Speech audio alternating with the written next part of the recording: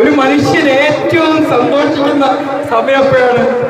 വിശന്ന് വയറ് കാലിയായി ഇങ്ങോട്ട് നിന്നിട്ട് എന്തെങ്കിലും ഒരു തുള്ളി വെള്ളം കിട്ടുമ്പോഴാണ്. അപ്പൊ ഉണ്ടാകുന്ന ആ സന്തോഷം എന്ന് പറഞ്ഞാൽ പറഞ്ഞറിയിക്കാൻ പറ്റൂല അല്ലേ? അതാണ് രാവിലെ തൊട്ട് വൈകുന്നേരം വരെ ഈ കൊടും ചൂടത്ത് ശക്തമായ വെയിലത്ത് അധ്വാനിച്ച് അവസാനം ആ ഒരു ഗ്ലാസ് വെള്ളം ചുണ്ടിലോട്ട് പതിയുമ്പോൾ ആ സുഖമുണ്ടല്ലോ, ഭയങ്കര ഒരു കാര്യമൊക്കെ.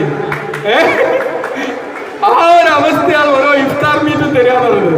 അപ്പൊ ഒരു സമൂഹം അത് ആഘോഷിക്കുമ്പോൾ മറ്റെല്ലാവരും അതോട് ചേർന്ന് നിൽക്കുമ്പോൾ ഈ സന്തോഷം ഇങ്ങനെ ഒരു പോസിറ്റീവ് വൈറസിനെ പോലെ വ്യാപിക്കുക. അതാണ് ഇഫ്താർ സംഗമങ്ങൾ നമുക്ക് നൽകുന്നത്. ഇവിടെ കൂടി നിൽക്കുന്ന എല്ലാവരും എത്ര ഹാപ്പിയാണ്.